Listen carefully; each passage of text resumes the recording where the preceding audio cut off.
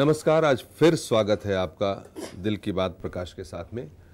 और आज हम एक ऐसे शख्स से बात करेंगे जो बहुत ही साधारण परिवार से, मुकामा से वहीं उनकी पढ़ाई लिखाई हुई और वहाँ से आते हैं और कैसे उन्होंने अपना एक सफ़र जो है वो बिहार के उच्चतम पुलिस पदाधिकारी डीजीपी के पद तक तय किया और अपने मूल्यों पर तय किया। जिस सिद्धांत पे, जिस मूल्य पे, जिस तरह के उदाहरण उन्होंने अपने पुलिसिया जीवन में रखे, वो आज भी चर्चा का विषय बने रहते हैं। हम आपके सामने ला रहे हैं आनंद शंकर जी को, हमारे बिहार के पूर्व डीजीपी। आनंद शंकर एक ऐसा नाम जिसका जिक्र आते ही एक ईमानदार और कड़क पुलिस ऑफिसर की छवि ज़हन में उभर आती है। एक ऐसा आईपीएस अधिकारी जिसने अपराध पर नकेल डालने के लिए कई अहम फैसले किए। अपनी बेदाग छवि की बदौलत ही आप 2009 में बिहार के डीजीपी बने। पटना में ही जन्म हुआ आपका, साल था 1950। बचपन से ही देश की सेवा करने के सपने देखा करते थे आप। आपकी स्कूली शिक्षा श्री कृष्णा मारवाड़ी स्कूल मोकामा से हुई। 1968 में आपने बिहार विश्वविद्यालय से केमिस्ट्री विषय से स्नातक किया। पढ़ाई जारी रही। एलिस कॉलेज मुजफ्फरपुर से 1970 में आपने स्नातकोत्तर की डिग्री ली। देश सेवा का जज्बा आपको यूपीएससी की दहलीज तक खींच लाया। 1973 में आप बन गए आईपीएस अधिकारी। आपकी ईमानदारी, कर्तव्यनिष्ठा और अनुशासन प्रियता अनुकरणीय रही। 1977 में आपकी शादी हुई। लंबे समय तक पत्नी और इकलौते बेटे के साथ खुशहाल जीवन बिताने के बाद आपको एक झटका तब लगा जब पत्नी स्वर्ग सिधार गई। तब से आप राधे कृष्ण की सेवा और स्तुति में रम गए हैं। अनुशासन की शक्ति संस्कारों से ही उपजती है। इस फलसफे पर आनंद शंकर ने बिहार के डीजीपी रहते हुए न सिर्फ पुलिस महकमे में नए संस्कार भरने की कोशिश की, बल्कि आम आवाम को भी यही घुट्टी पिलाई। बिहार पुलिस मुख्यालय में आनंद शंकर के कार्यकाल पर गुमान किया जा सकता है।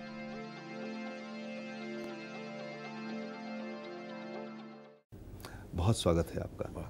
बहुत अच्छा लगा आप समय निकाल करके आए हमसे मिलने। आपकी जो पहचान है कई तरह से है और हम बहुत सघन तरीके से जानना चाहते हैं कि किस तरह से आपके बचपन का मुकामा, आपकी पढ़ाई लिखाई वहीं हुई थी? मेरे पिताजी केंद्र सरकार के कर्मचारी और पदाधिकारी रहे हैं जी। तो बिहार में जहाँ जहाँ उनकी पदस्थापना रही, हमारी पढ़ाई लिखाई वहीं हुई।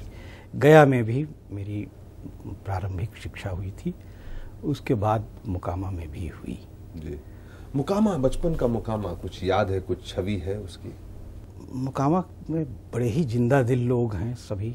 काफ़ी हंसोड़ जीवन जीने की उनकी जो इच्छा और जिस तरह से रहते हैं आपस में एक दूसरे से मिलजुल के, तब का मुकामा कह रहा हूँ, बाद का मुकामा नहीं। बड़े ही जिंदा दिल लोग हैं, काफ़ी हंसोड़ और खुश मिजाज लोग वहाँ पर हैं। तो उन सब चीज़ों की बात तो मेरे मन में, मतलब मेरे दिमाग में मुकामा की छवि जो है ना, आपको बताऊं, क्योंकि मैं सैनिक स्कूल तिलिया में पढ़ा करता था जी। और मेरे पिताजी, हम लोग बेतिया चंपारण से रहते, कभी कभी पिताजी हमारे मुजफ्फरपुर में रहते थे, तो हम लोग बस पकड़ करके मैं जाया करता था। मुकामा पुल के ऊपर से बस जाती थी, मुजफ्फरपुर से बस पकड़ता था मैं। तो मुकामा जो है वो एक मुकामा पुल की छवि के रूप में मेरे दिमाग में अंकित है बचपन से। और वो उसकी जो गंध है गंगा की, और वो जो बस के इर्द गिर्द जो लोग फल और खोबी कलाई और रामदाना वगैरह जो बेचने आते थे, वो सब टेस्ट, वो सब मेरे दिमाग में उसी तरह से अंकित है। तो आपके बचपन में जब पढ़ते, मैं जानना इस वजह से चाहता हूं कि किन कारणों से, कैसे इन्फ्लुएंस कब आपके मन में आया ये पुलिसिया जीवन के साथ जोड़ने का? मतलब कि when did you really think that this is the right kind of job for you, or this is what you aspire to become? Was there any influence from your childhood? मैं बताऊंगा अवश्य। देखिए, हमारे परिवार में एक पहलवान जी थे, एक विद्वान और एक पहलवान। तो जो स्मृति है हमारी, पहलवान जी ने घर ही में कुछ रेसलर वाला काम शुरू कर दिया, कुछ थोड़ी बहुत ऐसी बलपूर्वक कि ये काम करेंगे, ये नहीं होगा, ये करना है, ये सब चीज़ें थी। दायरे के बाहर थोड़ा सा उनका विचार और कार्य होता था। तब मैं विद्यार्थी था, तो शुरू से ही न्याय प्रियता और अन्याय को सहन न करने की प्रवृत्ति कुछ रहती थी। लेकिन अब उस वक्त क्या कर सकते थे। लेकिन बीजारोपण उसी समय हुआ कि पुलिस सेवा ही एक ऐसी सेवा है जहाँ जो कानून के दायरे में काम नहीं करते उनको ठीक करने का एक माध्यम है। बच्चे में ऐसा बीजारोपण वही हुआ। और आपकी किस तरह की शिक्षा हुई? अब जानना चाहूँगा, पिताजी के साथ आपका कैसा संबंध था, परिवार के साथ कैसा संबंध था, और किस तरह की बैकग्राउंड आपकी अपब्रिंगिंग हुई? मेरे पिताजी बहुत ही अनुशासनपूर्ण कहिए और बड़े धार्मिक व्यक्ति थे। सख्त थे? हाँ, धार्मिक व्यक्ति थे। रोज टास्क दिया करते थे, कहते थे कि भाई देखो, अंग्रेजी के बिना काम चलेगा नहीं, अंग्रेजी अच्छी होनी बहुत ज़रूरी है। रोज अंग्रेजी लेख कुछ लिख कर रखो, मैं देखूंगा। तो उनका अनुशासन बहुत पक्का रहता था। सुबह 4 बजे उठा देते थे और हम लोगों को घूमने लेकर निकल जाया करते थे। तो उनका प्रभाव निश्चित रूप से पड़ा। देवी के भक्त थे। देवी के भक्त? हाँ, पूजा करते थे। आप कृष्ण के भक्त हो गए? ये कहूँ मैं, लिखा हुआ है उसमें कि प्रसन्न होने पर भगवती व्रज की ओर भेज देती हैं। दोनों के संबंध के बारे में मैं अगर आपको बताऊं, बस पता नहीं समय है कि नहीं। ये जो प्रवृत्ति है, धार्मिक प्रवृत्ति और आपका झुकाव, इन चीज़ों के बारे में भी बात करेंगे। और मैं अभी उस बैकग्राउंड को समझने की कोशिश कर रहा हूँ, पृष्ठभूमि को समझने की कोशिश कर रहा हूँ, जिसने बिहार में आपके जैसे ऑफिसर को जन्म दिया। कब जाकर के इवेंचुअली आपने मतलब पढ़ाई की तो आप आईपीएस की तरफ अग्रसर हो रहे थे, आप चाहते थे, आप मतलब आपने सोच रखा था? जी हाँ, जी हाँ। क्या किया आपने उसके लिए? मैंने स्कूली शिक्षा समाप्त हुई तो स्नातक स्तर की शिक्षा मैंने छपरा से पूरी की और स्नातकोत्तर में एलएस कॉलेज मुजफ्फरपुर में आ गया।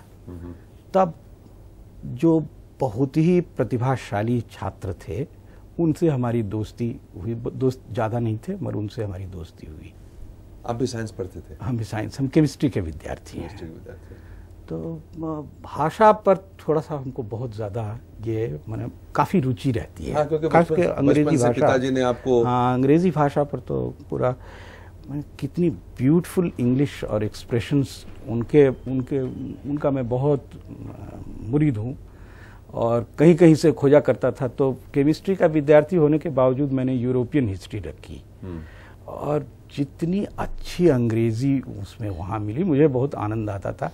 फ्रेंच रेवोल्यूशन से लेकर के और पूरा पीरियड का अध्ययन करने में। केमिस्ट्री के साथ European history, that's quite an interesting combination है। जी हाँ, तो हमको बहुत अभी भी कई चीज़ें याद हैं बिस्मार्क वगैरह की जो उस वक्त खोजा करते थे। I have sent the fiery steed of French imagination caracoling in the sands of Tunis. They will find it heavy going. तो ये सब चीज़ें थी। और देखिए, कोई मैं अपनी बात नहीं कह रहा हूँ कि मैं बहुत ये था, पढ़ाकू था। मैं तो बस मानने वाला हूँ, तब भी मानता था और आज भी, कि खुदा मेहरबान तो गधा पहलवान। ये मालिक की मौज है कि सारे सभी चीज़ें हो गई और सब ठीक ठाक।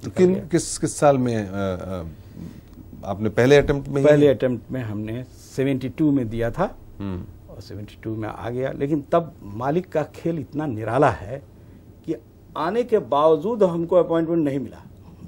आईपीएस में I was refused saying that you have given A conditional preference.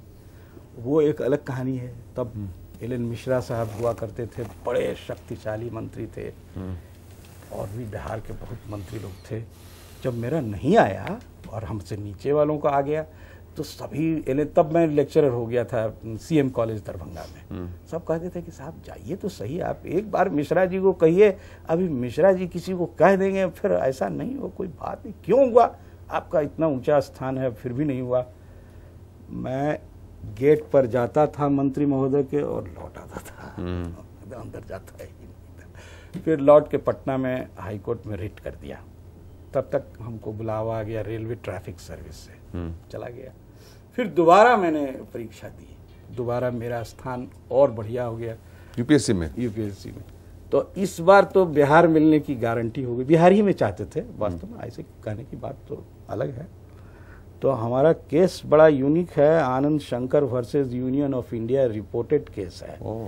हमने हाई कोर्ट में रिट किया तो हाई कोर्ट ने हमारे पक्ष में फैसला दिया। तो यूनियन ऑफ इंडिया ने कहा कि नहीं साहब, हम लोग को तो यह बहुत गलत है, आप सर्टिफिकेट ऑफ फिटनेस दीजिए, हम सुप्रीम कोर्ट में जाएंगे। तो यहाँ रिजेक्ट कर दिया हाई कोर्ट ने कि ना, there is no reason whatsoever, we don't see any reason why you should be granted certificate of fitness for appealing to supreme court. Supreme court में गए, उन लोगों ने कहा कि भाई अब तो हम कुछ नहीं कर सकते, टाइम बार्ड हो गया, तो इमरजेंसी लग गई।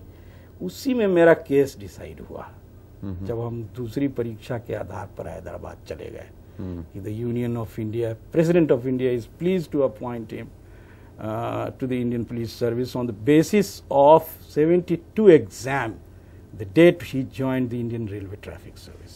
तो ये बड़ा टेढ़ा चीज था, मालिक का खेल था। एक एग्जाम से सर्विस और दूसरे एग्जाम से कैडर। उसके बाद यूपीएससी ने तो फॉर्म ही बदल दिया, कहा कि नहीं साहब ये सब ठीक नहीं है, केस वेस में बहुत परेशान। हमको बाद में रिट्रोस्पेक्टिव सीनियरिटी हमारी फिक्स की गई ऑल इंडिया बेसिस पर। That's amazing. ये आपका संघर्ष में पुलिस की नौकरी, जो आप बचपन से न्याय चाहते थे, इवेंचुअली आपका संघर्ष और आपकी मैं कहूँ कि सिंगल माइंडेड जो आपकी डिवोशन थी, eventually you got the job. हम लौट करके आके फिर बात करते हैं, कंटिन्यू रखेंगे अपनी बात आनंद जी से एक छोटे से ब्रेक के बाद।